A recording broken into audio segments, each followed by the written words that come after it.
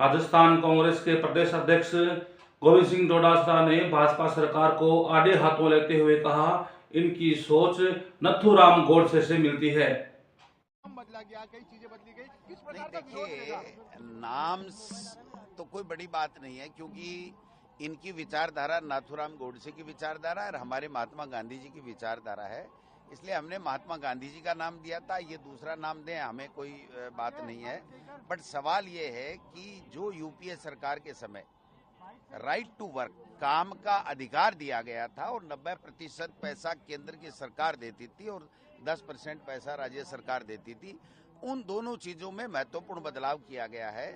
और मैं समझता हूं कि ये दिखाने के लिए कह दिया कि 100 दिन के बजाय 125 दिन, जब औसत रेशियो ही जो है वो 30-35 दिन नहीं आ रहा है, तो ये 125 दिन किसके लिए कर रहे हैं?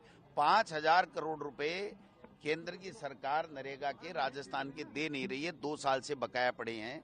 और ऊपर से 40% जो है वो बजटरी प्रावधान हिस्सा जो है वो राज्य सरकारों को देना पड़ेगा। यानी राज्य सरकारें कोई भी इस कानून के तहत गरीब को रोजगार नहीं दे पाएंगी, ये इन्होंने व्यवस्था कर दी है।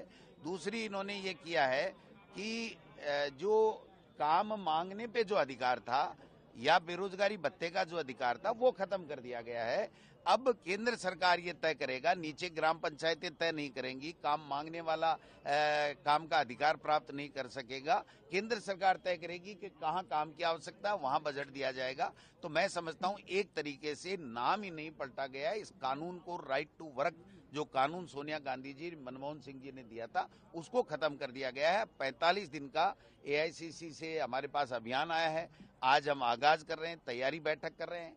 हम लोग किस तरीके से गांव-गांव में, चौपालों में जाना है। एक दिन का 10 तारीख को प्रेस कॉन्फ्रेंस तमाम जिलों में करेंगे।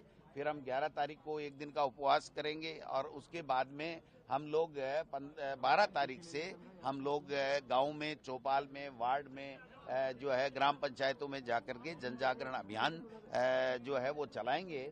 और ये 45 दिन तक चलेगा। आखिरी के 6-7 दिन में हम बड़ी सभाएं भी करेंगे। तो इस तरीके से ये जो राइट टू वर्क दिया गया था, इसको जो कानून को खत्म करने का काम किया है, इसको पूरी तरीके से हम विरोध करते हैं, निंदा भी करते हैं और जन जागरण अभियान भी कांग्रेस पार्टी चलाएगी।